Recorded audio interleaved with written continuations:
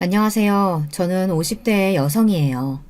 얼마 안 있으면 민족의 대명절 추석이 다가오는데요. 저는 추석 때가 되면 몇 년 전에 일어났던 시아버님의 사이다 같은 통쾌한 사건이 생각납니다. 지금도 시아버님을 뵈면 그때 그 일에 대해 이야기꽃을 피운답니다. 여러분은 어떤 사건인지 궁금하지 않으신가요? 그럼 제 사이다 사연 끝까지 잘 들어주세요.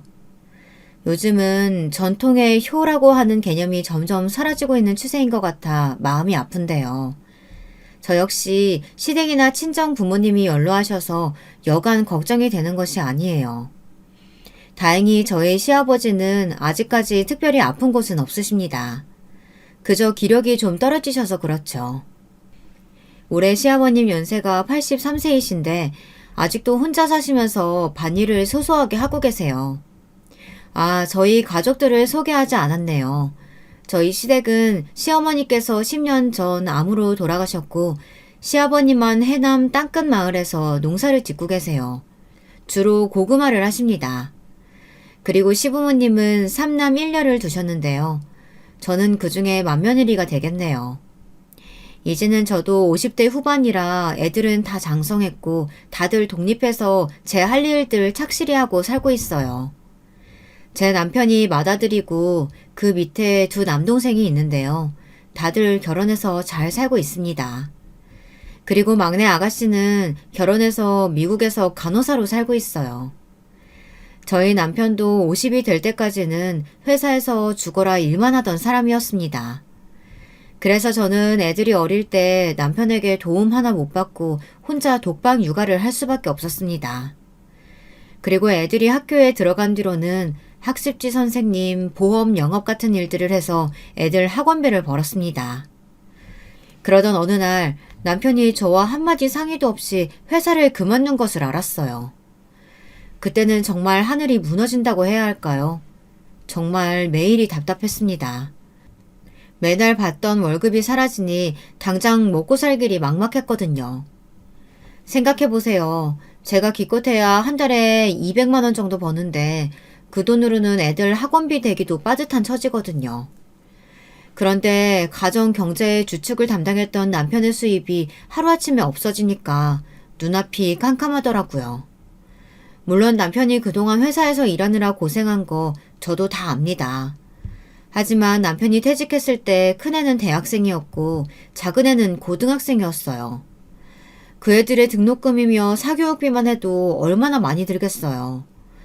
그런데 아무 대책 없이 회사를 그만둬 버리니까 남편에게 저절로 잔소리가 나올 수밖에 없었어요. 그러면 남편은 대꾸도 없이 휙하니 집을 나가버리는 것이었습니다. 제 잔소리가 듣기 싫다는 무언의 시위 같은 것이었겠죠. 지금은 화해하고 정답게 지내지만 그때는 정말 이혼이라도 해야 하나 하는 생각까지 들더라고요. 그만큼 남편과 저는 매일 얼굴만 마주치면 싸우는 지경에 이르렀습니다. 지금 생각해보면 그때 남편은 우울증이 왔던 것 같아요. 번아웃 증후군이라고 하죠. 열심히 일만 하다가 회사에서 치이고 밑에서 젊은 애들은 치고 올라오고 결국 회사에서는 설 자리가 없어지게 되었나 봐요. 그래서 회사에서 해고당하기 전에 그냥 명예퇴직을 선택했다고 하더라고요. 그런데 그 시기가 하필이면 우리 애들이 대학생, 고등학생이었을 때였던 거죠. 한참 돈 많이 들어갈 시기인데 퇴직금이라고 몇 억 가지고 어떻게 생활을 하고 살겠습니까? 남편은 무기력한 얼굴로 집에서 계속 잠만 잤고 제가 출근하면 오후 늦게 일어나 밥 차려놓은 거 먹고 TV만 보는 백수 생활을 계속했어요. 저는 아무리 잔소리를 해도 안 되니까 지쳐 남편을 소 닭 보듯 했고요. 우리 부부는 각방 생활을 한 지 꽤 오래됐거든요. 남편은 제가 코 고는 것이 시끄럽다고 하고 저는 자다가 남편이 뒤척거리는 것이 싫었습니다. 그러다 보니 서로 다른 방에서 지내면서 집만 같이 쓰는 사이가 되어버렸죠. 저는 답답한 마음을 호소할 곳이 없었습니다. 제 친정 부모님은 저를 금전적으로 도와주실 수 있는 처지가 아니셨어요. 그분들도 살기 빠듯하셨고 두 분 생활비도 오히려 제가 보태드려야 할 상황이었거든요. 제가 집안의 가장이 되었는데 여기저기 돈 들어갈 곳은 너무 많았어요. 저는 할 수 없이 시아버님께 전화를 했습니다. 시아버님은 원체 활달하고 긍정적인 성격이셨는데요. 시어머니가 돌아가신 후 갑자기 힘을 잃어버리셨어요. 시어머니가 살아계실 땐 종종 싸우기도 하셨지만 두 분 결혼 생활 내내 시아버님은 시어머님에게 의지하고 사셨던 것 같습니다. 아버님, 저예요, 큰며느리. 요즘 어떻게 지내세요? 그래, 맞으냐? 나야 뭐 맨날 똑같지. 병원도 잘 다니고 있고 밥도 잘 챙겨 먹는다. 그러니까 아버지 걱정은 하지 말아라. 근데 오늘은 무슨 일인 게야? 아버님, 다른 게 아니라 제가 말씀드리기 죄송스러운데 애비가 실직을 했어요. 시아버지께서는 한참 동안 말이 없으셨습니다. 이제껏 아무 문제 없이 살아왔던 맏아들이 아무런 상의도 없이 회사를 그만두었다니 아버님도 황망하셨던 모양이었습니다. 왜 안 그렇겠어요? 집안의 가장이 집에서 놀고 있다고 하는데 근심이 안 되실 수가 없었겠죠. 저는 조심스럽게 시아버지에게 말씀을 드렸습니다. 그이가 요즘 힘도 없고 삶의 의욕도 잃어버린 것 같아요. 아버님이 전화 좀 하셔서 그에게 정신 차리고 다른 일이라도 구해보라고 말씀드려주시면 안 될까요? 저 정말 요즘 너무 답답해요. 집에만 있는 남편 보는 것도 힘들고요. 아버님, 제발 부탁 좀 드릴게요. 그래, 알았다. 내가 큰애한테 전화해 볼 테니까 너는 너무 걱정 말고 기다리거라. 전화를 끊고 저는 한숨을 푹 내쉬었습니다. 정말 드리기 힘든 말씀이었지만 그래도 아버님이 압박을 해야 남편이 뭐라도 할 것 같았으니까요. 그때는 시아버지밖에 매달릴 곳이 없었습니다. 시아버지는 바로 남편과 통화를 하셨나 보더라고요. 그날 저녁에 제가 힘들게 일하고 퇴근을 하니 남편이 화를 내며 저에게 소리치더군요. 당신 시골 아버지한테 나 실직했다고 말했어? 왜 그랬어? 아버지 걱정하시잖아. 왜 시키지도 않은 짓을 해서 이 사달을 만들어? 사달이라니. 나도 얼마나 답답했으면 아버님한테 하소연을 다 했겠어. 당신은 내 심정 따위는 안중에도 없지. 그러니까 내가 아버님께 하소연하기 전에 당신이 정신이라도 차리지 그랬어. 우리 애들 아직 경제적 능력도 없는데 대책도 없이 퇴직해서 매일매일 생기 없이 사는 아빠 모습 그렇게 보여주고 싶어? 남편이 본심을 말하자 저 역시 본물 터지듯 그동안 서운했던 마음을 다 퍼부어버렸습니다.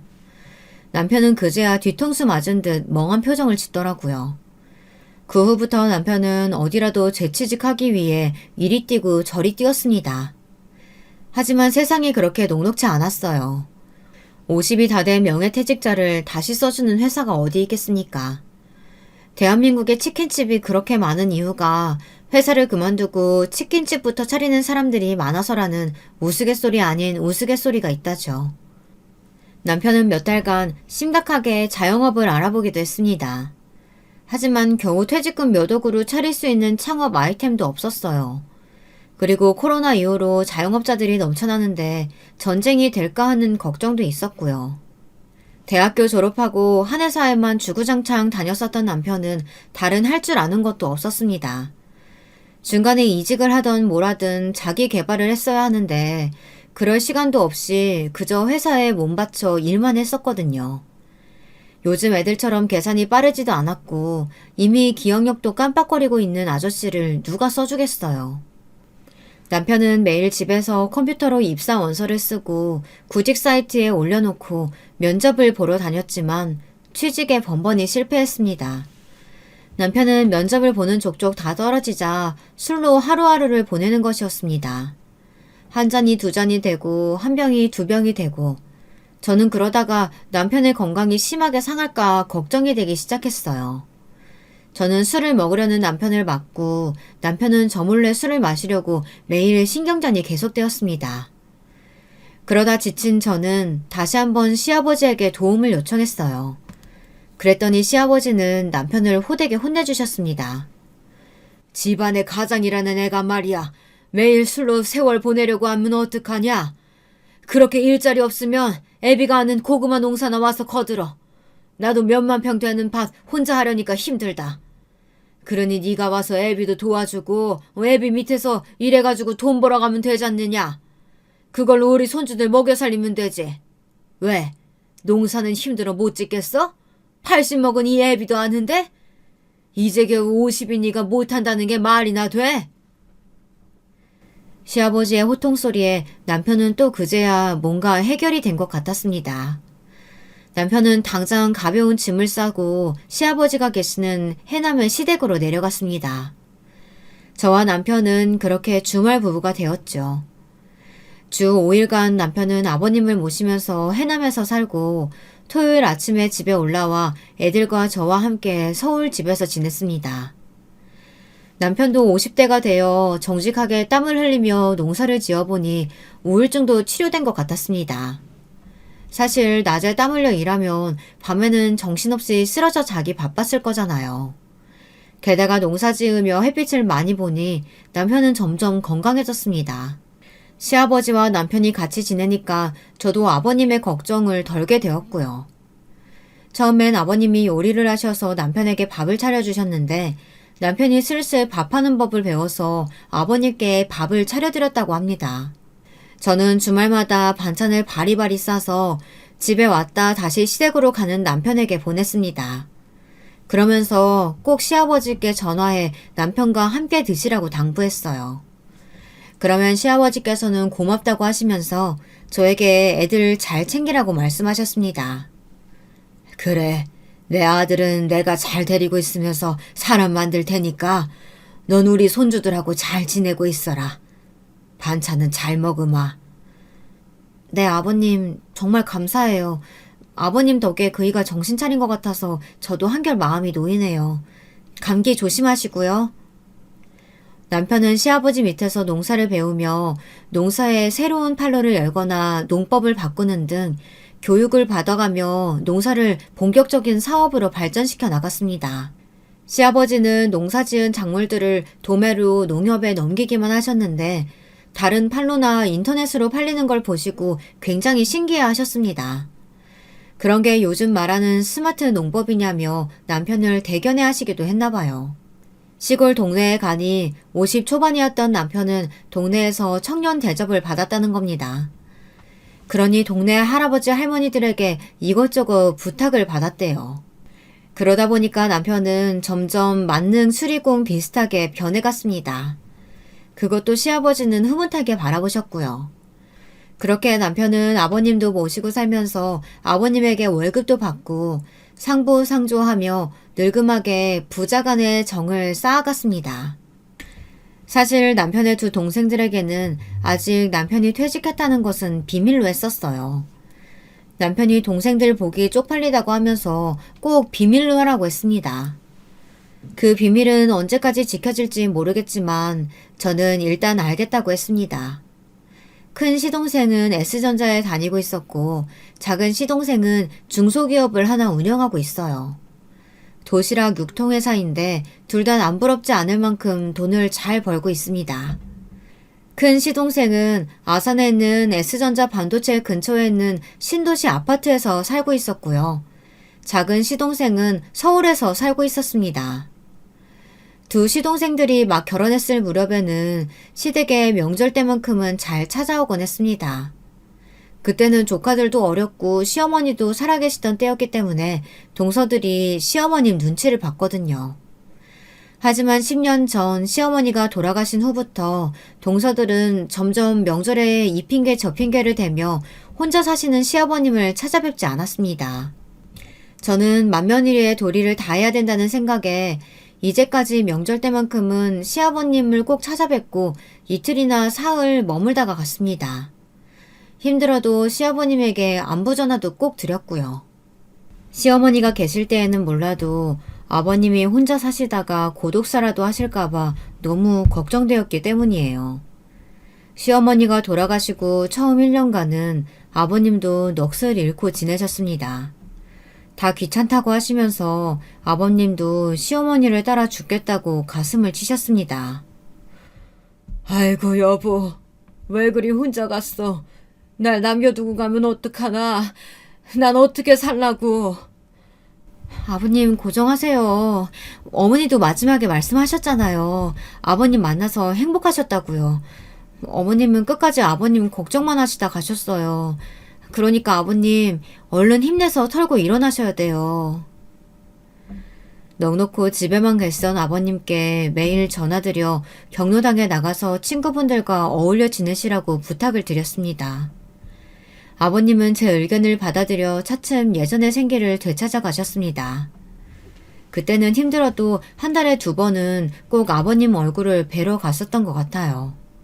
주말에 남편이 자고 있으면 아버님 얼굴 보러 가자고 깨워서 가족 모두 해남까지 드라이브 하듯 갔다가 저녁 먹고 아버님 댁에서 자고 일요일 아침에 돌아오는 생활을 했습니다. 저희들이 오면 시아버님은 굉장히 좋아하셨어요. 하루 종일 아무하고도 말을 안 하고 있다가 우리 식구들이 집안에 꽉 들어차니 떠들썩해서 좋다고 하시며 한바구음을 웃으셨습니다. 저는 애들에게 할아버지 안마도 해드리라고 옆구리를 쿡쿡 찌르기도 하고 냉장고 정리와 저녁밥을 하면서 쉴 새 없이 아버님과 수다를 떨어드렸습니다.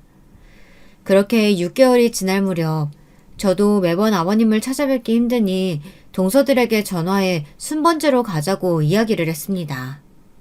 그랬더니 동서들은 썩 마음에 내키지 않는 눈치였습니다. 주로 이런 말들을 하면서 빠져나가더군요.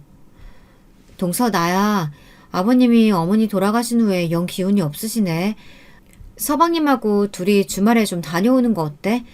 사실 나는 우리 그이랑 같이 6개월간 계속했는데 나도 이제 좀 힘에 부치네. 그러니 이번엔 큰 동사가 한번 가졌으면 좋겠어. 어머 형님 어떡하죠? 저도 그러고 싶은데 이번 주말에 애들 학교 부모님 회의가 있어서요. 제가 초등학교 학부모 회장이 돼서 죄송해요. 아버님은 다음에 찾아뵐게요. 그래? 그럼 어쩔 수 없지. 작은 동서한테 전화해 볼게. 그렇지만 작은 동서한테 전화해도 마찬가지였어요. 작은 동서 역시 애들이 너무 어리다, 남편이 쉬는 날이 없다 하는 핑계를 대며 며느리의 도리를 하지 않고 요리조리 빠져나가려는 것이었습니다. 저는 처음엔 두 동서들의 말을 고지고대로 믿었습니다. 그리고 동서들을 이해하려고 노력했습니다. 그저 살기 바빠서 애들이 어려서 못 간다는 말은 사실 핑계에 불과한 것들인데 말이에요. 저는 보험 영업을 하면서도 남편과 함께 애들을 데리고 해남까지 내려갔는걸요. 그런데 동서들은 시동생들이 돈을 잘 버니까 집에서 애들 건사하고 전업주부로 사는데도 한 달에 한 번 아버님을 찾아뵙는 것조차 싫어하는 것이었습니다. 제가 봤을 때는 동서들은 시아버지를 잘 모시려는 마음 자체가 없었던 것 같습니다. 그러면서 뒷구멍으로는 애들과 해외여행 다니고 방학 때 캐나다로 한 달 동안 어학연수를 간다 어쩐다 그러더라고요. 지금 생각해보니까 참 밉살스러운 동서들이었네요. 저는 그런 사실들을 최근에서야 알았습니다. 그러니 동서들한테 더 배신감이 컸는지도 모르겠어요. 아무튼 저는 동서들의 속이 뻔히 보였지만 제가 뭐라고 싫은 소리 한다 해서 들을 것 같지 않았습니다. 저는 그냥 체념하고 저만이라도 시아버님께 신경 써드리자 결심했습니다. 이렇게 10년간 쭉 이 생활을 이어오고 있었습니다.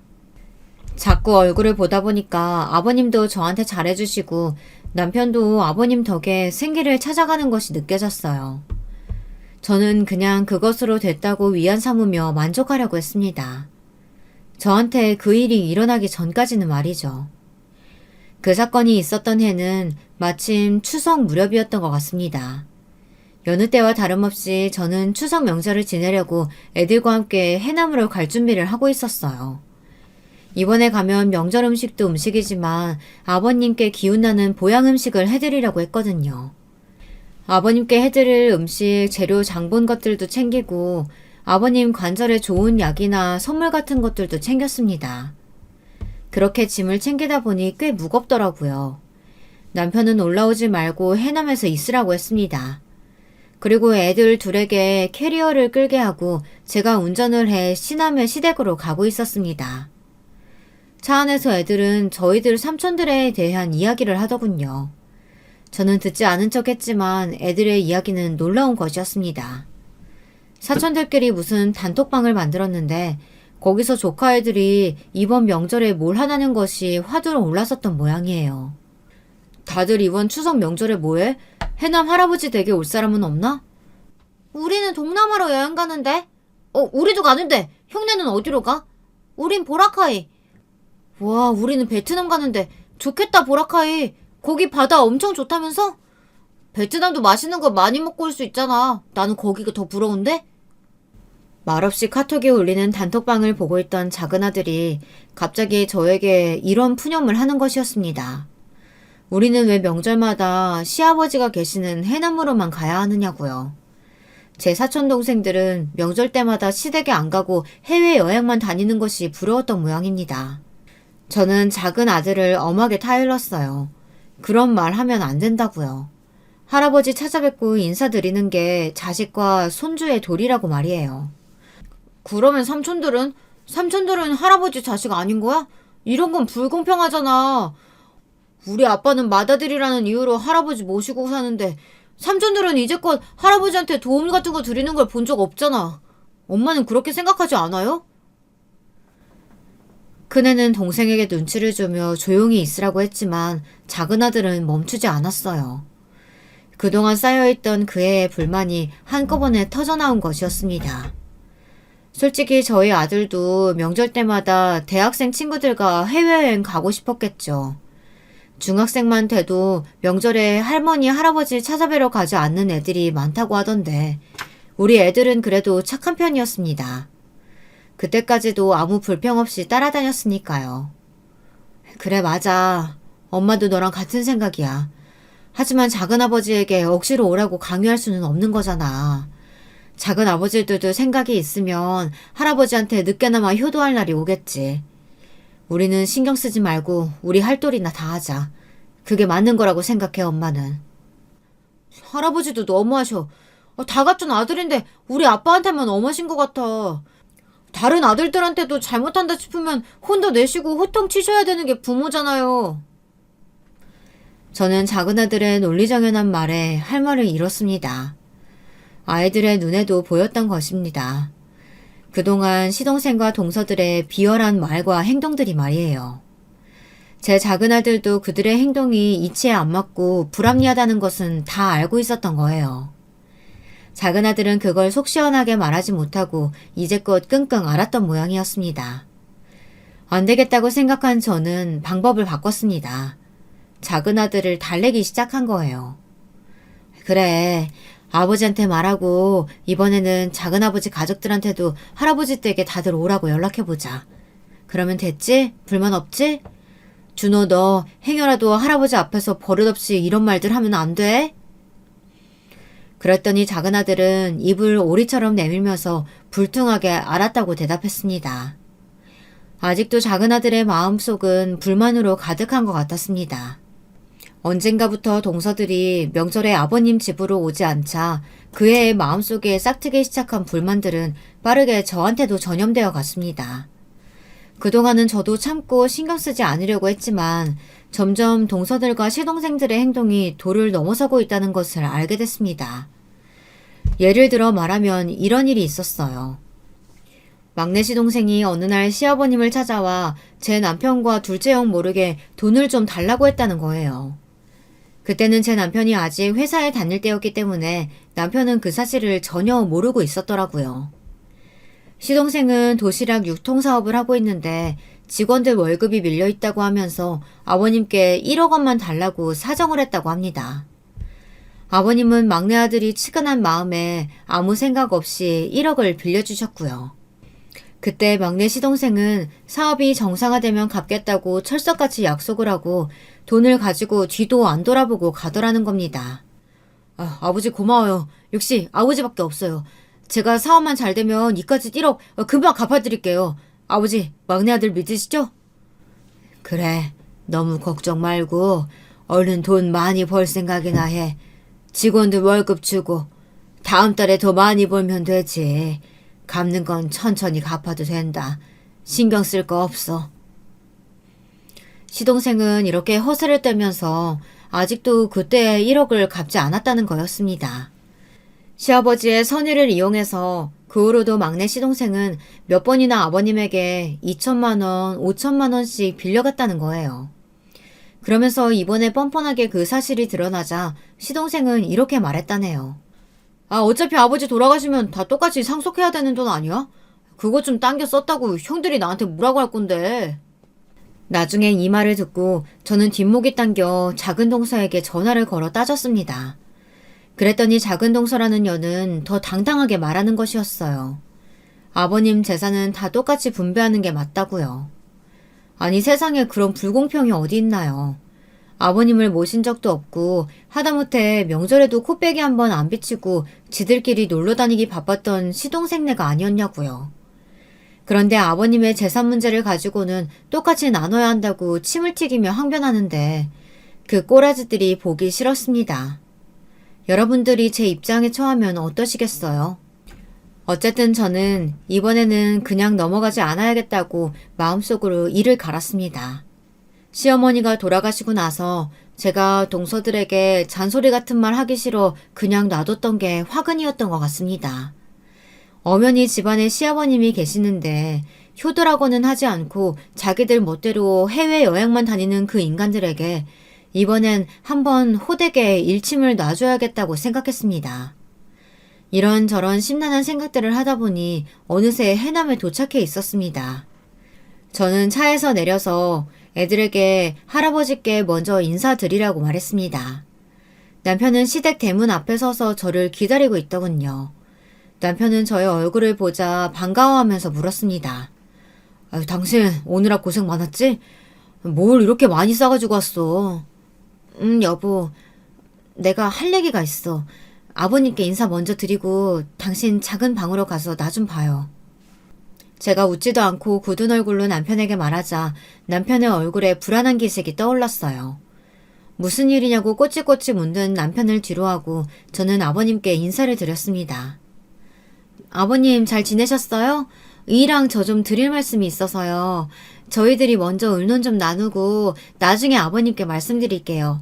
사과 깎아드릴 테니까 아이들이랑 얘기 좀 하고 계세요. 그래 알았다. 애미 넌 그동안 별일 없었지? 와서 좀 쉬지도 못하고 무슨 의논인 게야. 시아버님은 금방 손주들과 인사를 나누시고 같이 야구 중계를 보고 계셨습니다. 저는 남편의 손을 끌고 남편이 쓰던 방으로 들어갔어요. 그리고 차 안에서 있었던 일들을 말했습니다. 남편은 심각한 표정으로 제 말을 다 듣고 나더니 저에게 말하더라고요.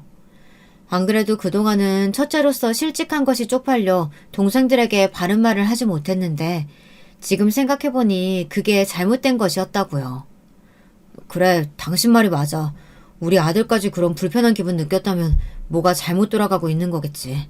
내가 동생들한테 연락해볼게. 아니야, 이번엔 동서들한테 할 말이 더 많아. 내가 얘기할게. 당신은 옆에서 나한테 힘만 좀 실어주면 돼요. 그런데 아버님이 불편해하시지 않을까? 그래도 추석인데 안 좋은 일로 애들한테 통화해서 큰 소리도 날 것 같은데. 하지만 저는 어차피 한 번은 터져야 할 고름이었다고 생각했습니다. 이대로 가만히 있기에는 저도 그동안 동서들에게 쌓인 서운함을 풀어낼 길이 없었습니다. 이대로 계속 놔둔다면 시동생들과 동서들은 막말로 아버님이 돌아가신 후에나 와서 아기들처럼 재산 분할해달라며 때를 쓸 게 아니겠습니까? 그런 그림이 그려지자 저는 소름이 끼쳤습니다. 저는 방을 나와 야구를 보시는 시아버님 앞에 무릎을 꿇고 앉았습니다. 남편도 엉겁결에 저를 따라했어요. 시아버지는 눈이 휘둥그레졌습니다.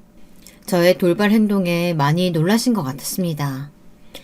저는 얌체 같은 동서들을 응징하기 위한 결심을 아버님께 보여드려야겠다고 생각했습니다. 조금 떨렸지만 제가 그동안 시아버지에게 서운하게 해드린 적은 없었기에 아버님만은 제 편이 되실 거라고 믿었습니다. 아버님, 드릴 말씀이 있어요. 역정내지 마시고 끝까지 들어주셨으면 좋겠습니다. 예, 마지 네가 무슨 일이냐? 잘못한 것도 없는데 왜 무릎을 꿇어? 얼른 일어나 제대로 앉아서 말해라. 내 너의 부탁이라면 다 들어줄게. 그동안 네가 맏며느리로서 해온 일들이 있는데 당연히 네 편이지. 이 시애비는 그렇다. 시아버지의 다정한 목소리에 저는 가슴이 울컥했어요. 그동안 아버님을 모시면서 힘들었던 일들, 제가 도와달라고 할 때마다 동서들의 냉담한 반응들이 주마등처럼 스쳤습니다. 그 서러움이 한꺼번에 몰려와서 저는 거의 울음이 터질 뻔했습니다. 저는 숨을 삼키며 천천히 말을 이어갔습니다. 아버님, 제가 맏며느리 노릇 제대로 못해서 동서들이 저를 우습게 보는 것 같아요. 오늘도 보세요. 추석에 시댁에 온 가족들은 저희뿐인걸요. 큰 시동생네, 작은 시동네네는 동남아 여행 간다고 아버님 댁에 올 생각도 하지 않잖아요. 이게 과연 옳은 일인 걸까요? 아버님이 한번 시동생들이랑 동생들 기강 좀 잡아주셨으면 좋겠습니다. 그래, 내 그것들이 못돼 처먹어서 나한테 와서는 손만 벌리고 지들 필요한 돈만 주면 싹 입 닫고 가버리는 건 알고 있었다. 하지만 그것들도 자식들이라고 이제까지 참아왔어. 근데 내가 잘못했다. 네 말을 듣고 보니 그동안 네가 마음고생이 심했겠구나. 시아버지는 무조건 제 편이라면서 든든하고 인자하게 웃으셨어요. 저는 아버님의 미소에 용기 100배해서 우선 큰동서에게 전화를 걸었습니다. 큰동서는 전화를 계속 받지 않다가 제가 끈질기게 대여섯 번 전화를 걸자 할 수 없이 받았나 봐요. 큰동서는 시큰둥한 목소리로 오만불손하게 전화를 받았습니다. 아, 형님, 저 지금 해외에 있어서 전화 오래 못해요. 통화료 많이 나오니까 용건만 간단히 하세요. 동서, 지금 추석 연휴인 거 알아? 동서가 언제부터 이렇게 나한테 당당해졌어? 추석이면 시댁에 와서 아버님께 인사도 드리고 다만 밥 한 끼라도 먹고 가야 자식된 도리인 거 아니야? 형님, 그런 설교 하실 거면 끊어요. 저 지금 관광하러 가야 돼요. 바쁘다고요. 근동서의 쩌렁쩌렁한 목소리는 옆에 계시던 시아버지의 귀에도 다 들려왔습니다.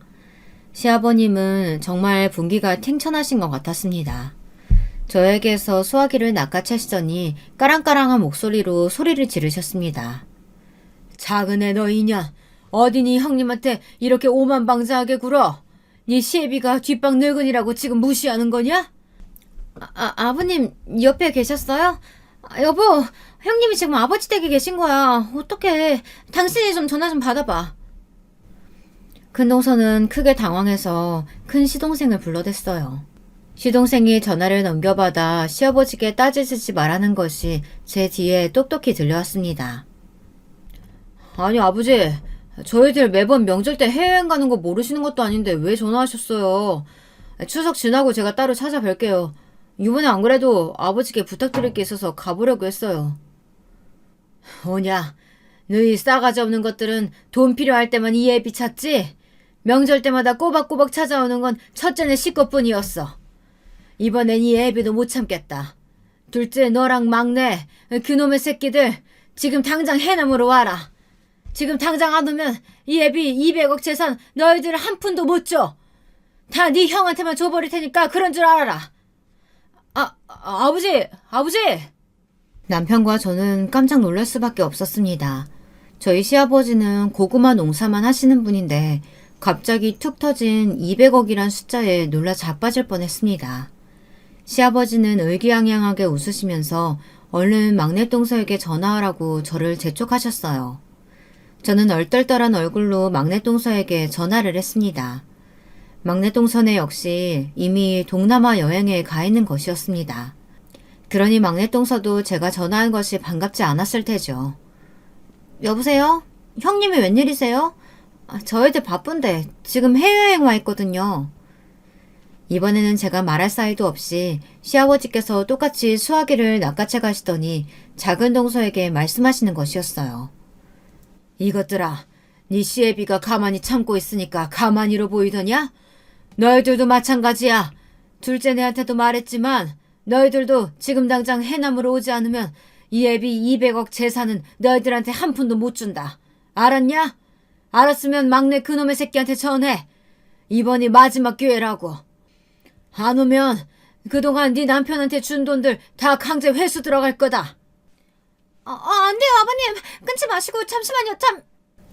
막내 동서는 당황해서 애타게 아버님을 불러댔지만 시아버지는 매정하게 전화를 뚝 끊어버리셨어요. 옆에서 이 모든 일들을 듣고 보고 했던 저희 작은아들이 크게 웃으며 박수를 쳤습니다. 그리고는 할아버지를 향해 엄지를 척 내밀며 말하는 것이었습니다. 와, 우리 할아버지 상남자네요. 아, 후련해. 삼촌들 좀 당황하셨겠는데요? 그러냐? 이 할애비가 옛날엔 좀 상남자란 소리 많이 들었다. 니도 작은아버지들 못마땅해 보였던 게로구나.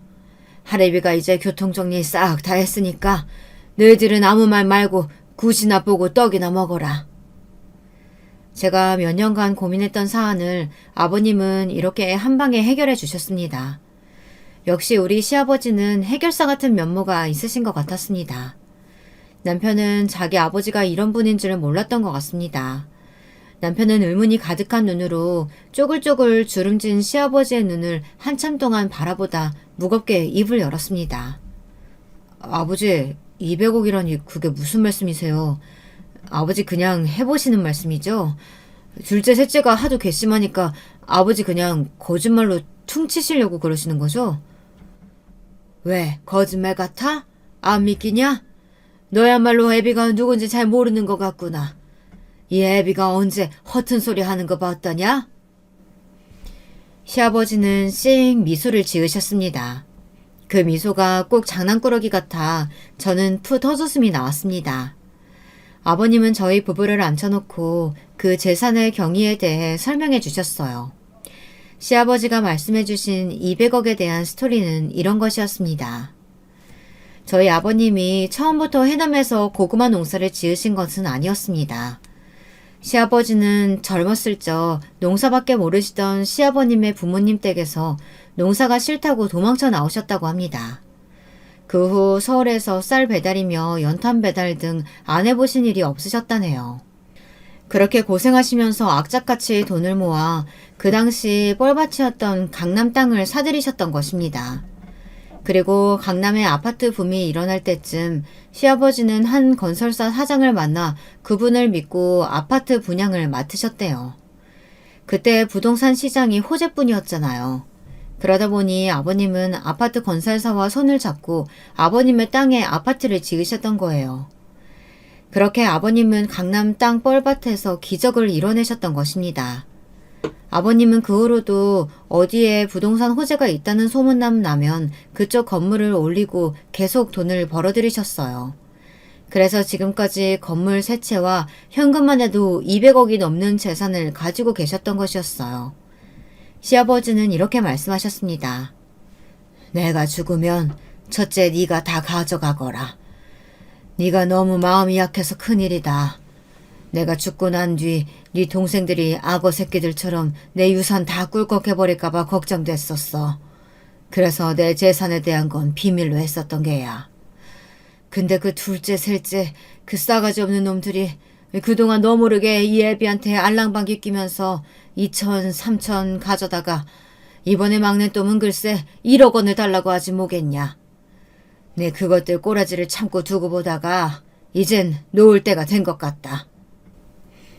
저희 부부는 그제야 고개를 끄덕일 수밖에 없었습니다. 시아버지께서는 다 계획이 있으셨던 것이었어요. 자식들을 안 보시는 척 하면서 전부 머릿속에 계산하고 등급을 매겨놓으셨던 거예요. 해남에서 밭 몇만 평을 사시고 고구마 농사를 지으셨던 것도 이 동네에 고속도로가 뚫린다는 소문을 믿으시고 보상급을 받으려고 사셨다는 겁니다. 그래서 그동안 혼자서도 농사를 계속 하셨던 것이었대요. 저희 시아버지는 한마디로 돈 버는 데는 도가 트신 분이었던 거였습니다. 그날 큰 시동생과 작은 시동생은 어떻게 됐을까요? 당연히 둘 다 해남에 오지 못했어요. 나중에 그들의 이야기를 들어보니 두 시동생은 시아버지의 비밀 재산에 대해서 믿지도 않았고 코웃음을 쳤다고 합니다. 늙은 노인네의 정신나간 헛소리라고 치부해버린 모양이었습니다. 굴러 들어온 복을 그들 스스로 차버린 것이었죠. 참 돈만 쫓고 늙으신 부모님을 안 돌보니 자업자득이 따로 없었던 것이었습니다. 큰 시동생과 작은 시동생은 시아버지가 재산 한 푼도 못 주겠다고 선언하시자 유류분 청구 소송이라도 하겠다고 길길이 날뛰더군요. 하지만 아버님은 끄떡도 하지 않으셨어요. 아직 아버님이 돌아가신 것도 아니고 유언장 작성을 해놓으신 것도 아니라고 하시면서요. 시아버지는 저희 부부에겐 걱정 말라고 하시며 눈을 찡긋하셨습니다. 예비가 알아볼 거 다 알아봤다. 그러니 너희들은 걱정하지 말어. 그리고 애비가 만약에 죽게 되거든 내 고문 변호사가 있으니 이 명함 들고 찾아가면 될 거다. 알겠냐? 네, 알겠어요, 아버지. 감사합니다. 제가 첫째로서 이런 것들은 미리 챙겼어야 하는데 제가 못나서. 어깨 펴 이놈아. 내가 제일 걱정스러운 건 너야. 세상 살기 힘든 게다. 그러니 정신 바짝 차리고 아기 같은 네 동생 놈들한테 재산 뺏기지 말고 지켜. 알겠냐? 남편은 비장하게 고개를 끄덕였습니다. 아버님이 시어머니가 돌아가신 후 10년간 얼마나 못돼 처먹은 시동생들에게 이를 갈아오셨는지 잘 알 수 있었습니다. 시아버지는 힘을 숨기고 계셨던 거예요. 자기 아버지를 우습게 알고 지들 멋대로 했던 시동생들의 최후는 이렇게 끝나고 말았습니다. 솔직히 저는 그동안 동서들에게 쌓인 게 많아서 그런지 일련의 일들이 통쾌하게 느껴졌어요. 마치 사이다 한 병을 통째로 들이킨 것 같더라고요. 그 후엔 어떻게 되었냐고요? 우리 시아버님은 아직도 쌩쌩하게 잘 살고 계시고요. 남편은 그저 하던 대로 아버님 모시고 다시 고구마 농사에 전념하고 있습니다. 그리고 꼴도 보기 싫던 큰 시동생과 작은 시동생은 이제껏 시아버지에게 빌려갔던 명목으로 가져간 돈들만 받고 앞으로는 국물도 없다고 시아버지가 크게 호통을 치셨습니다. 둘째 너 이놈, 이번엔 어림도 없어. 네가 뭐 때문에 돈이 필요해? 그냥 너희들끼리 잘 살아라. 다신 돈 빌려달라고 손 벌리지 마라. 막내 이놈도 마찬가지야. 저번에는 그렇게 울상하고 공장 어렵다고 해서 내가 돈 빌려주기는 했었는데 내 알아보니 너희들도 서울의 40평대 아파트에다 누릴 거 다 누리고 살고 있더라. 그런데 왜 자꾸 애비한테 돈을 달라긴 달래? 아버지, 너무하신 거 아니에요? 우리는 아버지 자식들 아니에요? 왜 형한테만 그 큰 돈을 다 주신다는 건데요? 맞아요. 장남만 유산 많이 받으라는 법이 어딨어요. 대한민국의 법이 그렇게 깡통 같지 않아요. 아버지, 전 그렇게 나오시면 저도 유산 청구 소송할 거예요. 시끄럽다. 내 재산은 나를 진정으로 생각하는 큰애한테만 준다는데 너희들이 무슨 권리로 그딴 소리를 짓거려? 앞으로 내가 너희들 행동들 똑바로 두 눈 뜨고 지켜볼 거야. 호적에서 팔고 싶지 않거든 처신들 똑바로 해라. 알았냐? 이놈 새끼들아. 아버지 제발요. 이렇게 빌게요. 시아버지의 까랑까랑한 목소리에 두 시동생들은 어깨를 움찔 떨었습니다. 그리고 두 손 모아 싹싹 빌었습니다. 그동안 그 못된 것들이 속으로 얼마나 아버님을 무시하고 뒷방 늙은이 취급을 했을까요? 아버님이 두 시동생들에게 속아서 재산 다 나눠주시지 않고 이렇게 정의를 실현하시니 아버님에 대한 믿음이 더욱 눈덩이처럼 커졌습니다. 그 사건이 있은 후부터 저는 시아버지가 하시는 말씀이라면 파트로 매주를 쓴다고 해도 다 믿을 정도였어요. 시아버지는 묵묵히 일하는 제 남편을 이제 꽉 믿고 몇만 평 고구마밭뿐만 아니라 강남의 다른 건물에 대한 권리와 월세 수입 관리를 맡겨주셨습니다.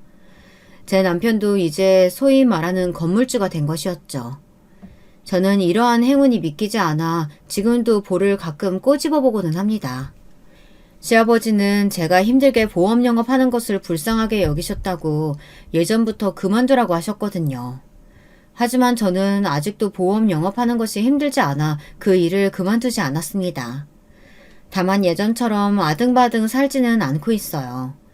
지금은 남편이 실직하고 가장이 되어서 답답했던 과거는 우리 부부의 저녁 술안주거리처럼 되어버렸습니다. 저녁에 일과를 마치고 돌아오면 술 한 잔 기울이며 그때 일을 떠올려보곤 합니다. 당신 이제 곧 60 되는데 당신도 해남 고구마밭 내려와서 아버님이랑 나랑 같이 살자. 어때? 애들도 이제 회사 들어갔고 지들이 알아서 결혼도 할 거 아니야. 그러면 우리도 시골에서 전원생활 하자고. 유유자적하게. 그래, 나도 생각 좀 해볼게. 아무래도 애들이 둘 다 집 떠나면 나도 집 정리하고 아버님 말년까지 모시려고 생각했었어. 뭐 조금 앞당겨진다고 생각하지 뭐. 시아버지는 가끔 그런 말씀을 하시더군요. 아직도 저나 남편 모르게 큰 시동생, 둘째 시동생이 아버님께 전화해 싹싹 빌어도 보고 아버님에게 소송 건다고 페류나 같은 짓거리도 한다고 하더라고요.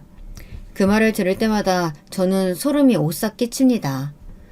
혹시나 시아버님이 돌아가시고 나면 그 시동생들에게 남편이 얼마나 닥달을 당할까 그런 생각이 들어서 말이에요. 제가 그런 걱정스러운 기색을 내비치면 시아버지는 웃으면서 저를 안심시켜 주십니다. 그네야, 걱정하지 마라. 내가 그 욕심은 많은 것들이 니네 부부 재산에 손 못 대도록 잘 단돌이 시켜놨으니까. 내가 만약 죽더라도 애비한테 고문 변호사 명함 줬다. 유언장에 함부로 손 못 댈 거야. 앞으로는 너희들 마음대로 돈 쓰고 살아. 애빈이가 보험 그깟 안 해도 평생 먹고 살 만큼 돈은 있으니까. 내가 네 덕분에 말년이 참으로 행복하다. 죽을 때까지 건강하게 팔팔하게 살다가 갈란다. 그러려면 운동도 열심히 하고 일도 쉬지 말아야지. 네, 아버님. 아버님 덕분에 제가 많이 배워가요. 저도 이제 노년 준비해야 하는데 아버님 오래오래 사시면서 저희 부부 앞으로도 잘 지도해 주세요. 그러려면 꼭 오래 사셔야 돼요. 제 대답에 시아버지는 호탕하게 웃으시면서 제 등을 두드려 주셨습니다. 저희 부부는 아들만 둘이니 앞으로 아버님의 지혜를 배워야지요. 그런 일은 정말 없어야겠지만 저희 부부도 말년에 애들한테 주도권 잡혀 휘둘릴지도 모르니까요. 네, 저도 우리 시아버지 같은 멋진 노인으로 늙어가는 것이 소원이 되었습니다. 앞으로 살면서 제 애들에게도 부모님에게 효도해야 한다는 것을 몸소 보여주면서 살고 싶습니다. 저도 늙어서 7, 80세가 되면 아들 둘에게 휘둘리지 않고 우리 시아버님만큼만 하고 살고 싶어요. 오늘 제 이야기는 여기까지인데요. 여러분, 제 이야기 어떻게 들으셨는지 궁금합니다. 현명함은 노년의 훈장이다. 이런 말이 탈무드에 있다고 하던데요. 저도 우리 시아버님을 본받아서 우리 애들에게 맹목적이고 어리석은 자식 사랑만큼은 하지 않도록 해야겠습니다. 그 애들이 잘못 나가면 바로 잡아줄 수 있는 부모 노릇을 해야겠다는 생각입니다. 제 사연이 더운 여름 사이다 같은 시원함을 조금이라도 여러분께 드릴 수 있었다면 좋겠네요. 이것으로 제 사연은 마치겠습니다. 여러분들 가정에 축복이 가득하시길 빌겠습니다. 추석 잘 보내시길 바랄게요.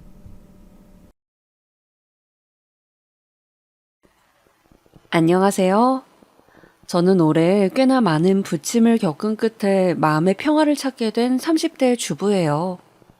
지금은 눈에 넣어도 안 아플 딸 하나와 남편과 살고 있고요. 사연에 빠지다를 보다 보니 사연자님들도 전국적으로 많은 지역에 분포되어 있으시더라고요. 그만큼 살아오신 이야기도 다양한 것 같고요. 어떤 분은 살아오신 인생이 너무 극적이어서 제가 겪은 이 정도의 이야기를 내놓아도 될까 망설였지만 그래도 남편의 권유로 한번 써보게 되었어요. 주부의 소소한 잡담이라 생각해 주시고 부디 끝까지 들어주시길 바래요. 사실 어떻게 보면 저 역시 사는 게 만만치는 않았어요. 어린 시절로 거슬러 올라가자면 일단 저희 집 사정이 그닥 편안하지 못했거든요. 아버지 사업이 일찍 기우시면서 집안 걱정에 형제 걱정에 그렇게 살아왔으니 마음속엔 늘 불안함과 초조함이 자리하고 있었어요. 그런데 그게 남편을 만나면서 조금 안정되었던 것 같아요. 고등학교를 졸업하고 20대 후반을 사무실에서 일을 하고 있다가 우연히 중학교 동창회 자리에서 남편을 만나게 되었는데 거기서 남편에게 한눈에 반했어요. 야, 덕수, 너는 어째 그대로다? 변한 게 없어. 변한 게 없긴. 너야말로 그대로인데 여전히 이쁘네. 뭐하고 살아? 남편 입에서 이쁘다는 말이 의외로 설레더라고요. 사실 남편은 제가 중학교 내내 짝사랑했지만 고백 한번 하지 못하고 끝난 상대였거든요. 비운의 짝사랑이었죠. 그래서 그런지 남편의 뒤로 자꾸 후광이 비춰졌어요. 그나저나 동창회 생각보다 길어지는데 우리 나가서 이야기할래? 그래서 당돌하게도 무작정 나가자고 남편을 꼬드겼어요. 나가서 한 건 별거 없었지만 동창회가 끝나고 나서도 어떻게든 연을 이어나가려 했어요. 남편은 당시 당구장을 운영하고 있다고 했는데 당구장이 생각보다 멀지 않다고 하더라고요. 그 덕분에 저는 거의 매일 남편을 보러 나갔어요. 당구 치러 왔다는 명목으로요. 사실 그때까지야 당구의 당자도 몰랐지만 매일 출석 도장을 찍다 보니 언젠가부턴 제가 꽤 이 분야의 달인까진 아니더라도 수준급은 되어 있더라고요. 남편은 제가 메일과 매상을 올려주니 고마운 마음에 몇 번 밥을 사기도 했고, 그러다 저희는 자연스레 눈이 맞아 결혼까지 하게 되었죠. 남편과의 결혼 이전 이야기는 이렇게 짤막하게 말씀드렸지만 사실 연애한 기간은 4년이나 돼요. 연애 동안 서로 지지고 볶고 그러다 또 열심히 사랑하며 그렇게 지나왔고요. 그리고 본격적으로 결혼 준비를 하며 남편의 시어머님 되실 분을 만나게 되었는데요. 사실 그전에도 연애할 때 몇 번 뵌 적이 있었어요. 제가 당구장을 자주 찾아갔으니 거기서 몇 번 인사를 드린 적이 있었죠. 근데 그때마다 시어머니는 웃으면서 인사를 받아주셨기 때문에 제 기억 속엔 꽤나 좋은 분으로 남아 있었어요. 거기다 시어머님께선 리트리버를 기르셨는데 저도 강아지를 좋아하는 편이라 강아지라는 공감대가 있으니 얘기하기가 무척 수월하더라고요. 사실상 결혼 전 뵙는 중대한 자리였지만 거의 개 이야기만 오가고 있었죠. 우리 감자가 글쎄 어제는 내가 아프다고 하니까 내 곁을 떠나지도 않고 계속 빙빙 도는 거 있지? 이 녀석이 아주 보물이야 보물. 얼마나 엄마를 생각하는지 모른다. 그러니까요 어머님 그렇게 보이네요. 감자 너무 영리하고 이쁜데요? 봐봐라 내가 엎드려 하면 그렇지 옳지 이렇게 잘 엎드린단다. 애교도 많고 아이고 이뻐 죽겠어. 그러네요. 근데 어머님 어쩌다 이렇게 강아지를 좋아하시게 된 거예요? 그게 대수롭지 않게 던진 질문이었는데 그 질문에 시어머니 얼굴이 일순 어둡게 변하더라고요. 그러더니 갑자기 시어머니께서 눈물을 흘리시며 훌쩍거리기 시작하더라고요. 저는 너무 당황스러워 남편을 쳐다보았고 남편도 아유 엄마 왜 울고 그래 하면서 휴지를 내밀었어요. 내가 말이다. 애 아빠 보내고 무척이나 외롭게 살았단다. 근데 그때 내가 감자를 만나게 된 거야. 옆집에서 이사를 가면서 얘를 두고 갔는데 오지 않을 주인을 기다리는 우리 감자 눈동자가 꼭 나랑 같더라고. 내가 그랬거든. 돌아오지 않을 서방 하나 바라보며 겨우겨우 목숨줄 부지하고 있었거든. 아, 그런 사정이 있으셨군요. 정말 힘드셨겠어요. 음, 근데 이 녀석이 어찌 알았는지 글쎄, 우리 집으로 걸어 들어오더니 떠날 생각을 안 터구나. 그 뒤부터 얘가 내 새끼가 되었단다. 물론 아들도 있었지만 아들은 당시 대학교 기숙사에 가 있었으니 오로지 나 혼자였던 공간에 온기가 생긴 거지. 그게 얼마나 고마운지 모른다. 우리 감자한테. 울먹이며 말씀하시는 시어머니를 보니 문득 애잔하다는 생각이 들었어요. 제가 남편을 잃어본 경험은 없지만 아마 그 외로움은 감히 상상도 할 수 없을 정도의 것일 텐데 그 자리를 강아지로 메우셨다는 부분이 안쓰럽게 느껴졌죠. 왜 TV 다큐멘터리 같은 곳을 보면 배우자를 먼저 떠나보내 우울증에 걸린 사람들의 이야기가 방영되잖아요. 그런 걸 보면 저도 그 상황이 되면 마음이 너무 참혹할 것 같아 공감이 되곤 했거든요. 어쨌든 그날로 시어머니를 조금 더 이해할 수 있는 계기가 되긴 했어요. 그런데 조금 그 애정이 지나친 부분도 있으시더라고요. 결혼에 대한 덕담이 오갈 줄 알았던 상견례 자리에서 일이 벌어지고 말았는데요. 상견례 자리에서 부모님과 함께 시어머니를 기다리고 있는데 어디서 강아지 짖는 소리가 들리는 거예요. 설마 했는데 감자였어요.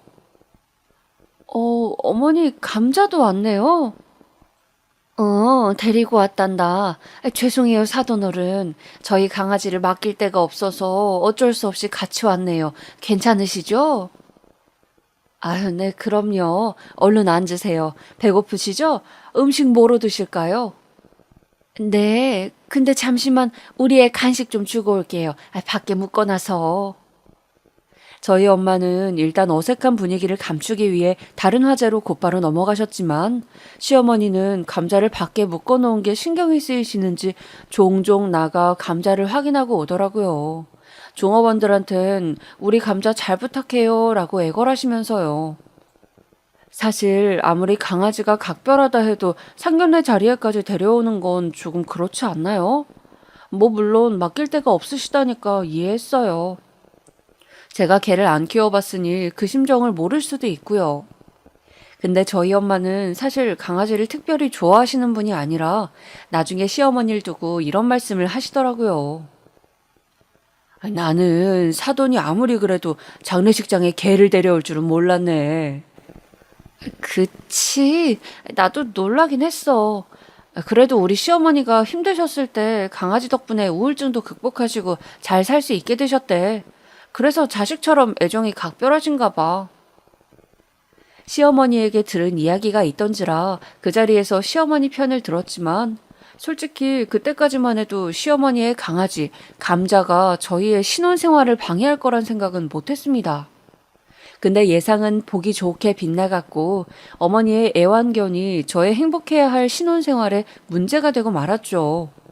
아니, 정확히 말하면 시어머니가 문제였다고 할까요? 남편은 연애 중반부터 신혼집은 시댁 근처로 마련하고 싶다는 이야기를 해왔기에 저희는 신혼집을 시댁 근처로 잡았는데요. 저도 시부를 먼저 떠나보내고 혼자 계신 시어머니를 걱정하는 남편 마음이 이해가 되었기 때문에 그때는 서로 동의하에 그렇게 한 거였어요. 허나 정확히는 신혼생활 한 지 한 달 정도 되었을 즈음 제 결정이 바로 후회되더라고요. 4년이나 남편을 만나면서 알지 못했던 것이 있었는데 바로 남편이 꽤나 마마보이였단 겁니다. 남편은 시댁을 거의 제 집 드나들듯 들었어요. 어째 독립을 했지만 정서적으론 엄마 품을 떠나지 못하는 아기 새처럼 말이죠. 심지어 주말엔 우리끼리 부부만의 생활을 즐기고 싶었는데 어머니와 감자를 보러 가자고 보채는 바람에 어쩔 수 없이 가야 할 때가 있었어요. 사실상 시어머니가 저한테 나쁘게 구는 건 아니었지만 솔직히 말해 한 번씩 잔소리를 하실 때가 있었거든요. 그것도 개 때문에요. 얘 목줄을 너무 강하게 잡았다. 이러면 감자가 아파해. 네? 네, 어머님 죄송해요. 아휴, 정말 여러 번 가르쳐도 또 그러네. 그리고 감자가 냄새 맡을 땐 서줘라. 얘네들은 냄새 맡으면서 스트레스를 푸는 거야. 하루 종일 아파트 같은 데 갇혀 사니까 이렇게 하루에 한 번씩 냄새 맡는 게 유일한 휴식인 거지. 아휴, 그 생각만 하면 내가 마음이 아프네. 그럼 어머님, 아파트 말고 감자를 위해서라도 전원주택 같은 데 사시는 건 어떠세요? 생각 안 해본 건 아닌데, 전원주택은 아무래도 관리가 까다로우니까. 근데 너 아까 감자 밥은 제대로 줬지? 얘가 어째 오늘 배고프다고 자꾸 칭얼거리네. 네, 줬는데요. 주시라는 것만. 확실한 거지? 아휴, 근데 얘가 자꾸 왜 이런담? 어머니는 감자에 대해선 유독 예민하게 구셨어요. 물론 이해야 됐어요. 허나 저도 사람인지라 며느리인 저에게 자꾸 강아지 목줄을 세게 감는다며 무안을 주시니까 기분이 퍽 좋진 않더라고요. 거기다가 강아지 산책이 보통 일은 아니잖아요. 한 번 하면 1시간은 기본인데 저희 어머니는 어찌나 체력이 좋으신지 기본 나갔다 하면 3시간이었어요. 거기다 대형견 산책이니 제가 산책을 시키는 게 아니고 걔가 저를 끌고 다니며 산책을 시켜주더라고요. 어머니, 너무 더운데 이제 좀 들어가 쉬면 안 될까요? 어머, 얘 좀 봐. 들어가긴 왜 들어가? 뭐 힘들다고. 아직 우리 감자 더 있고 싶다 하잖니. 그지, 감자야? 그래, 그래. 알겠다. 더 뛰자. 아, 네. 얘, 그렇게 힘드니? 젊은 애가 그 체력으로 어쩌려 그래. 안 되겠다. 내가 너 헬스라도 끊어줘야지. 그 체력으로 애도 못 낳겠어. 저번에 운동 하나도 안 한다고 그러던데 그러다 나이 들면 골병 들어. 이리 줘봐라. 내가 목줄 잡게. 네, 여기요. 감사합니다. 아휴, 나갔다 오면 온몸이 땀범벅에 그대로 침대에 지쳐 나가 떨어지고 말았는데요. 참고로 저는 제일 좋아하는 운동이 숨쉬기 운동입니다. 등산, 계단 오르기 이런 거 딱 싫어해요. 어렸을 때부터 그랬어요. 그렇다고 운동 안 한다고 살찌는 체질도 아니라 부모님도 뭐라 안 하셨고요. 근데 시어머니는 주말에 갈 때마다 3시간씩 땡볕에도 계산책을 하니 이건 뭐 극기 훈련이나 다름없더라고요. 거기다 더 뛰어야 한다고 재촉하시니 제가 헉헉대며 너무 힘들다 하자 남편도 그때부턴 계산책을 할 기세면 오늘은 나만 나갔다 올게 하며 혼자 나가곤 했어요. 그런데 비단 문제는 이게 아니었어요. 사실 신혼이면 부부만의 시간도 필요하고 관계를 가질 여력도 있어야 하는데 도저히 그럴 수가 없더라고요. 평일엔 서로 바쁘고 주말이라도 남편과 신혼다운 신혼을 즐기고 싶은데 이건 신혼생활인지 10년 산 부부생활인지 도통 알 수가 없게 되었죠. 결국 이건 좀 아니라는 생각이 들어 남편을 붙들고 이야기를 하게 됐어요. 여보, 당신이 어머님 걱정하는 거 아는데 우리 부부관계에 더 신경을 써주면 안 되는 거야? 무슨 말이야? 우리 지금까지 데이트한 적이 몇 번이나 돼. 주말만 되면 시댁 가자고 조르는 바람에 어디 한번 나간 적이 없잖아. 나는 당신이랑 한강 데이트도 하고 싶고 자전거도 타고 싶단 말이야. 밀린 영화도 마음껏 보고 싶고 주말이면 휴식도 취하고 싶은데 이 모든 계획이 다 엉켜버리잖아. 아, 알겠어. 그래, 내가 그 부분은 미처 생각 못했다.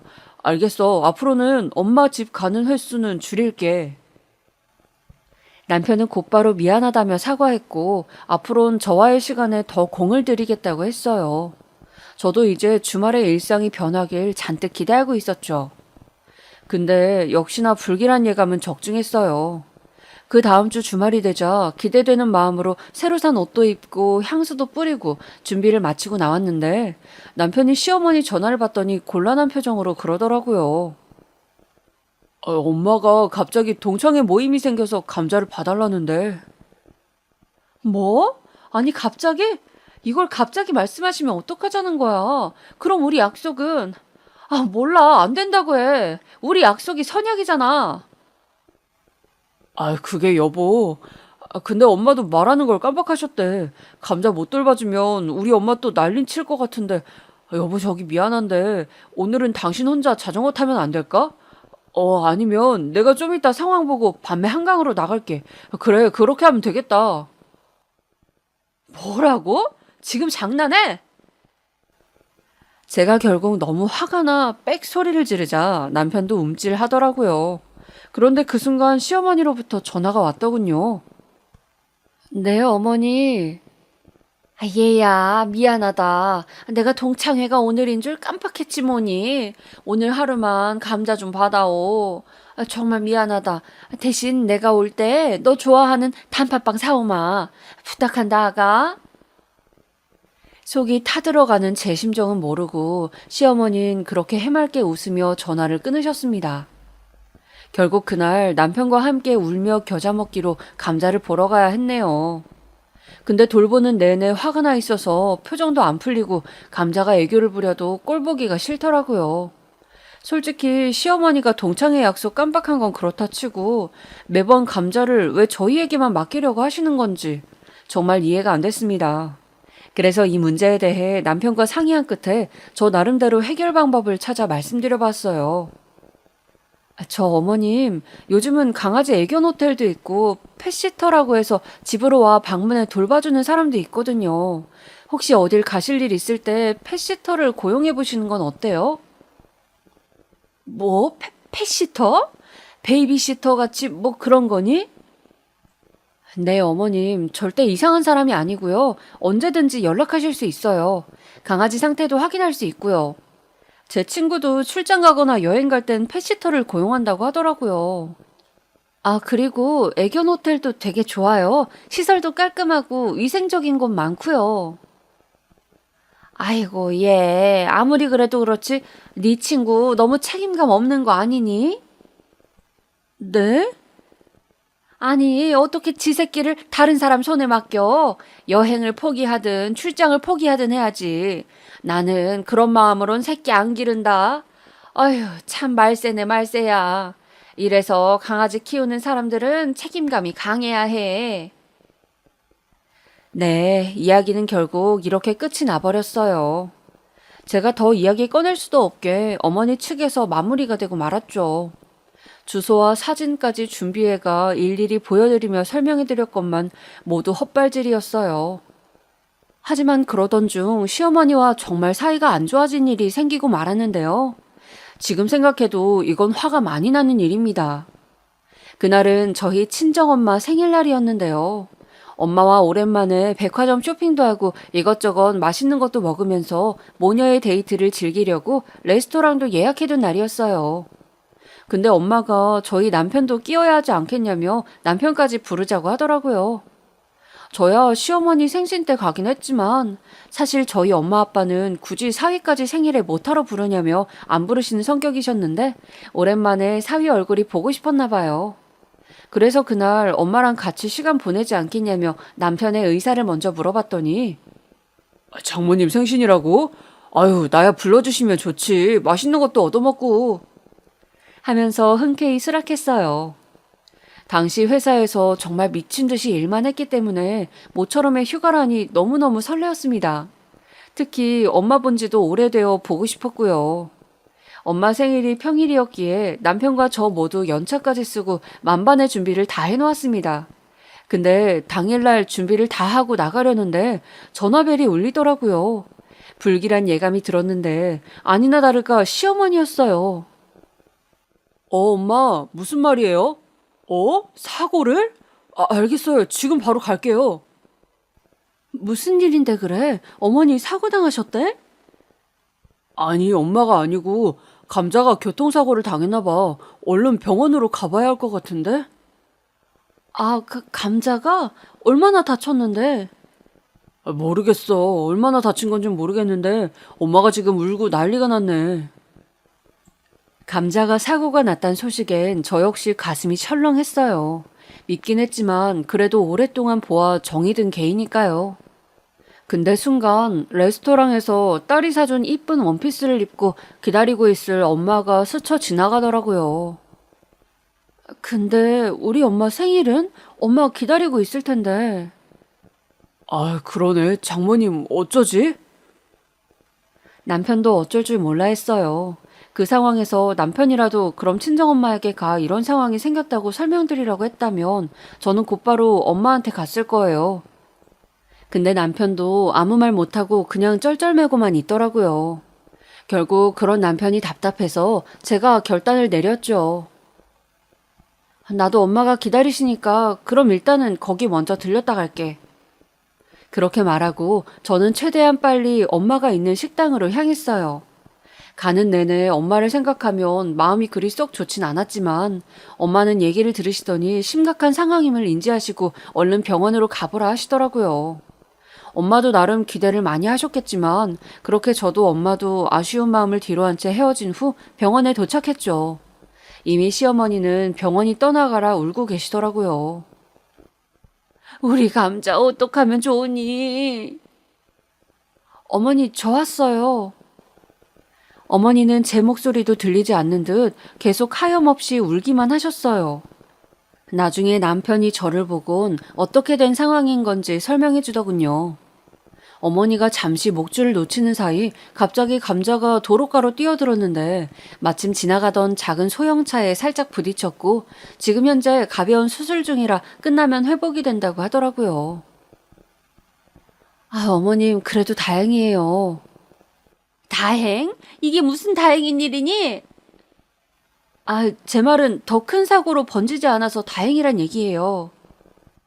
그리고 너는 왜 이리 늦었니? 지금 우리 애가 죽게 생겼는데 신경도 안 쓰이는 게야? 얘가 어떻게 되든 말든 네 새끼가 아니라 그래? 너 그러고도 네 자식 낳으면 잘 키우겠다. 시어머니는 잔뜩 예민해지신 탓인지 제 설명을 들을 생각도 않고 버럭 소리부터 질렀어요. 시어머니를 집까지 바래다주고 집에 오는데도 제가 왜 대체 욕을 먹어야 하는지 모르겠더라고요. 기분이 안 좋은 상태로 있으니 남편이 미안해하는 기색으로 엄마가 많이 예민한가 보다 하는데 남편 말도 별로 귀에 들어오지 않았네요. 아무튼 그 이후 시어머니와 저 사이엔 거리가 생겼어요. 서로 대면대면하게 되었던 것 같아요. 시어머니도 제가 늦게 온 것에 대해 섭섭함을 갖고 계셨고 저는 그런 시어머니가 이해되지 않았으니까요. 하지만 그게 또 오래 가진 않았어요. 어느 날 저희 집안에 그토록 원하던 경사가 생겼으니까요. 바로 저희 부부가 그토록 바라던 천사가 찾아와 준 거였죠. 임신을 하자 시어머니는 몸에 좋은 한약도 지어주시며 좋아하셨고 자연스레 다시 사이가 회복되었습니다. 제 입장에서야 제일 좋은 건 딱히 저를 찾으시지 않는다는 거였죠.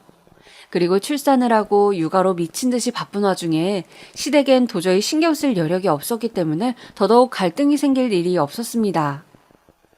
시어머니는 가끔씩 아이를 보러 오셨는데 그때마다 내 손주 너무 이쁘다면서 정말 이뻐해 주시더라고요. 어머니께서 이렇게 아이를 좋아하시는 분이었나 하는 생각이 들면서 감자만 좋아하는 모습을 봐서 그런지 생경했네요. 거기다 시어머니는 저희가 결혼했을 때부터 사실 손주가 보고 싶었는데 괜히 부담 줄까봐 말씀을 안 하고 계셨다고 하더라고요. 그런 배려가 못내 감사하게 느껴지기도 했고요. 그런데 어느 날 아이가 어느 정도 걸어 다닐 수 있을 때 무렵 감자를 데리고 오신 거예요. 감자를요. 순간 저는 당연히 심장이 덜컥했어요. 아무래도 대형견이다 보니 작은 아이와 있으면 크기 차이도 많이 나고 리트리버가 털이 많이 빠지는 견이라 혹시나 아이가 털을 삼켜서 잘못될까봐 괜히 우려도 되었고요. 초보맘이다 보니 그때는 이런저런 걱정이 되더라고요. 그래서 조심스러운 마음으로 아이와 감자를 지켜보고 있는데 감자가 워낙 명랑하고 에너지가 넘치는 편이라 아이를 혓바닥으로 핥기도 하고 발로 툭툭 치기도 하더라고요. 아무래도 감자 입장에서야 반가움의 표시겠지만 아이는 거기에 툭 밀려 바닥으로 곧잘 쓰러졌어요. 그러면 제가 놀라 달려가 아이를 일으켜 세웠는데 어머니는 얘 저러고 노는 거다. 저러면서 우리 손주도 사회성을 기르는 거야. 왜 그런 말 있잖니? 어렸을 때부터 강아지랑 산 사람들은 인성도 순하고 착하다고.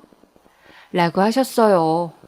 시어머니의 말씀의 맥락이 아예 뭐 틀렸다고 할 수는 없지만 솔직히 강아지 키워 인성 순화되었으면 세상에 걔랑 함께 자란 사람들은 다 착한 사람들이겠죠. 아무쪼록 감자가 집에 등장할 때마다 저는 심장이 자꾸 뛰었네요. 그러던 어느 날 우리 하던 일이 빵 하고 터지고 말았습니다. 감자와 아이를 한 공간에 두고 저와 시어머니는 커피를 마시고 있었는데 자지러지는 아이 울음소리가 들리는 겁니다. 가서 봤더니 아이가 감자 아래에 깔려 버둥거리고 있었어요. 어머, 이걸 어쩜 좋아. 감자야, 저리 가. 급하게 감자를 옆으로 밀쳐내어 아이를 끌어내었지만 너무 아찔한 순간이었어요. 만약 숨이라도 쉬지 못했다면 무슨 일이 벌어졌겠어요? 너무 놀라 아이에게 미안한 마음에 꼭 껴안고 토닥이는데 시어머니는 좀 한심스런 눈길로 절 쳐다보더라고요. 그리고 시어머니는 그 이후로도 계속 감자를 데려오더라고요. 그런 사고가 한 번 있었으면 솔직히 알아서 조심해 주셔야 하는 거 아닌가요? 허나 시어머니는 언제 그런 일이 있었냐는 듯 계속 감자를 집에 데려오셨어요. 몇 번 눈치를 주어도 그러셨죠. 저로선 그런 시어머니가 안전 불감증이라고밖에 보이지 않았죠. 아님 제 새끼가 너무 귀해 손주는 생각도 안 하는 것이든가요. 결국 제 입에서 이 말이 나가고 말았습니다. 어머님, 제가 인터넷 같은 거 찾아보니까 강아지랑 아기 분리를 시켜야 아기가 안전하다는데 보시다시피 집이 좁아서 딱히 분리할 공간도 없고 아무래도 아기가 클 때까지는 감자 안 데리고 오시면 안 될까요? 뭐? 아니, 그게 무슨 말이니? 우리 손주가 감자를 이렇게 좋아하는데. 좋아한다고요? 아기는 그냥 신기해서 다가가는 것뿐인데 어머니는 그걸 좋아한다고 생각하시더라고요. 아, 그럼 저게 좋아하는 거지. 그리고 얘 왜 애랑 강아지를 굳이 분리시키니? 너 외국 영상 같은 거 안 봤니? 거기선 애랑 강아지를 함께 키운다. 그게 자연스러운 거니? 너 네 애 낳았다고 너무 예민하게 구는 거 아니니? 리트리버는 천사견이다, 천사견. 우리 감자가 애를 해칠 리가 없다고. 얘들은 인간처럼 악이라는 게 없어. 시어머니의 말에 급작스레 두통이 몰려왔어요. 아니, 리트리버에게 애를 해칠 아기 같은 게 있겠어요? 착하건 말건 그게 문제가 아니라 아이가 너무 작다 보니 사고로 이어질 수도 있다는 건데 어머니는 그걸 빤히 목격하시고도 계속 우기시더라고요. 네, 어머님, 저도 알아요. 우리 감자 착하고 순한 거. 근데 문제는 강아지는 아이 돌보는 법을 모르잖아요. 저희 아이도 강아지 대하는 법을 모르니 계속 기어다니면서 감자를 건드리고요. 그러니 아이를 위해서라도 강아지 위험해서라도. 아유, 됐다. 듣기 싫어. 너도 참 어쩜 강아지를 몰라도 어쩜 모르니. 하기야 지 새끼가 제일 중요하긴 하겠지. 이대로 포기할 수가 없어 영상까지 보여주며 설명을 했지만 먹통이었습니다. 심지어 나중엔 씩씩거리며 감자를 나쁜 강아지 취급했다고 벌컥 화를 내시는 거예요. 대체 왜 자기가 화를 내는 건지 그땐 저도 열이 받아 화가 난 목소리로 어머님께 말씀드렸죠. 어머님, 어쨌든 저번에 사고로 이어질 뻔했잖아요. 걱정도 안 되시는 거예요? 아무리 강아지가 소중해도 그렇지.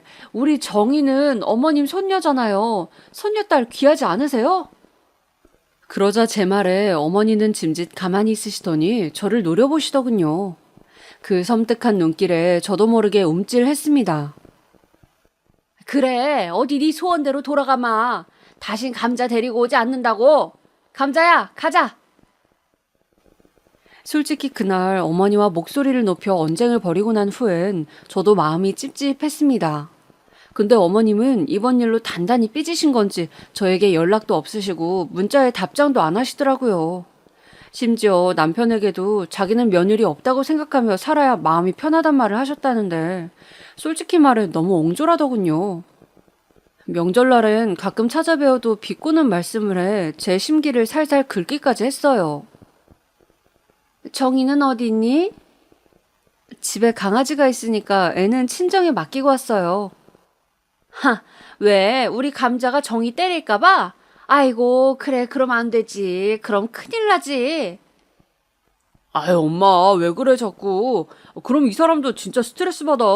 그냥 조심하자는 차원에서 말한 거잖아. 엄마도 받아들일 건 받아들여야지. 남편이 말리긴 했지만 그게 들어먹을 리도 없었어요. 흥 하는 콧바람 소리를 내더니 쏙 자기 방으로 들어가 아무 말도 없이 TV만 보시더라고요. 그 뒤부턴 명절자리 정말 가시방석이 따로 없었습니다. 이 대한민국엔 명절이 왜 이리 많을까 생각할 정도로 너무 스트레스를 많이 받았어요. 시어머니 집만 갔다 오면 머리가 아파 두통약을 먹어야 할 지경이었죠. 처음에야 나름대로 저는 노력한다고 어머님께 손주 사진도 가끔 보내드리곤 했는데 어느 순간에 그 노력마저 지쳐서 안 하게 되었죠. 남편도 옆에서 계속 제 눈치만 보았고요. 그러던 중 큰 사단이 일어나게 되었는데요. 저희 아이가 2살 될 무렵 벌어진 일이었어요. 어느 날 아이가 자꾸 울어 다가가 살펴보니 몸이 불덩이처럼 뜨겁더라고요. 놀라서 체온계를 재보니 열이 39도나 되었어요. 어머, 어떡해. 마침 동네 소아과가 열려있어 급히 데려가 약을 처방받았어요.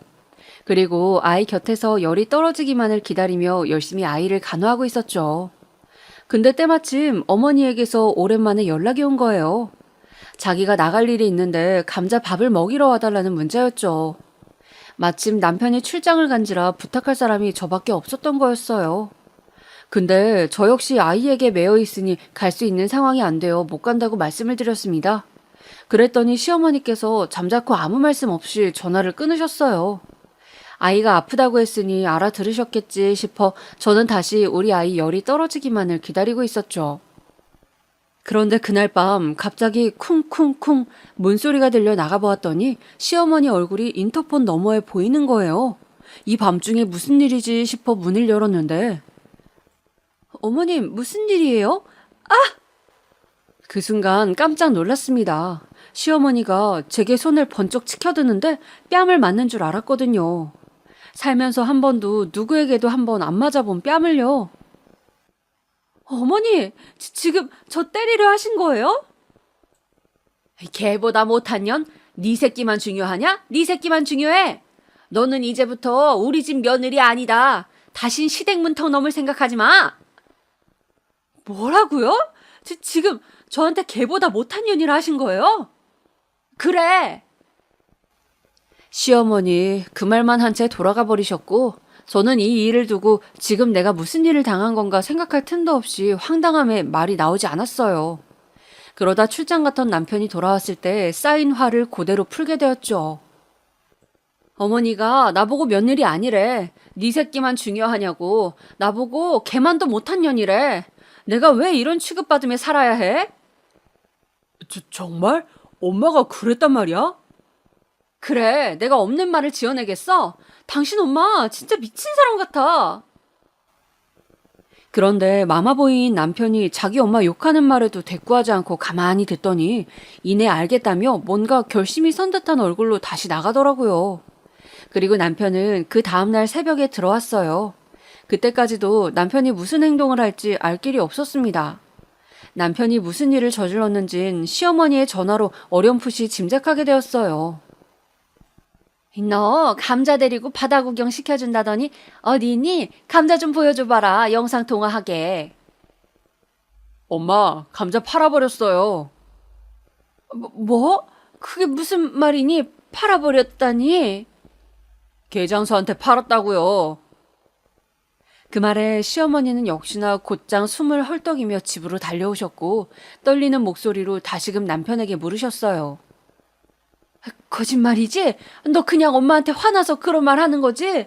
아이, 알았다. 내가 다 잘못했어. 며느라가한테 다신 안 그럴게. 그러니 말해다오. 우리 감자 어디 있는지. 어디 있는진 나도 몰라요. 엄마 그만 가요. 우리 밥 먹어야 하니까. 밥이 넘어가니 지금? 밥이 넘어가냐고? 거짓말인 거 다 안다. 거짓말인 거 아닌가? 제발 말해다오.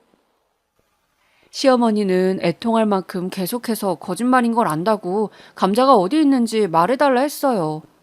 허나 남편이 시어머니의 반복되는 질문에도 정말로 팔았다 하니 갑자기 그 자리에 주저앉으셔선 오열을 하기 시작했어요. 정말 눈앞에서 자식을 잃은 어미처럼 거의 진이 빠질 정도로 우시는데 이러다 무슨 일이 나면 어쩌나 싶었죠. 당신 정말 팔았어? 팔았어. 친구가 아는 개장수한테. 제가 우는 시어머니를 뒤로하고 남편에게 슬그머니 물어봤지만 대답은 한결같았습니다. 시어머니는 그렇게 한참을 우시더니 뭔가 받아들이셨는지 넋을 잃은 얼굴로 현관문 밖으로 나가셨습니다. 비틀거리는 발걸음으로 겨우겨우 문 밖으로 나가시는데 그 뒷모습을 보자니 저도 숨이 턱 막히더라고요. 그 이후 시어머니는 우리와 가까운 곳에서는 살기 싫다며 이사까지 가시고 저희에겐 연락 한 통이 없었습니다.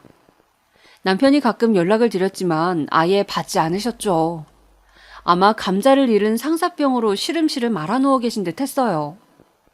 어느 날 저와 남편이 겨우 시어머니 친구를 통해 사시는 곳을 알아내어 가보니 거의 죽어가는 모양새로 누워 죽만 떠먹으며 지내고 있으시더라고요. 죽도 하루에 반 끼만 드시며 사시는 듯 했는데 남편이 더 드셔야 한다 하면 자식 잃은 어미가 무슨 입맛이 돈다고 밥을 먹으라 하는 거니. 이 모든 게 다 내 불찰이다. 내 죄야. 내가 죄를 지어 감자가 그렇게 된 거야. 불쌍한 우리 감자. 라며 힘없는 목소리로 중얼거리시곤 했어요. 그런 시어머니 모습을 보니 저도 마음이 썩 좋진 않더라고요. 그러던 어느 날 남편이 오랜만에 시어머니를 모시고 1박 2일로 여행을 갔다 오자고 하더라고요.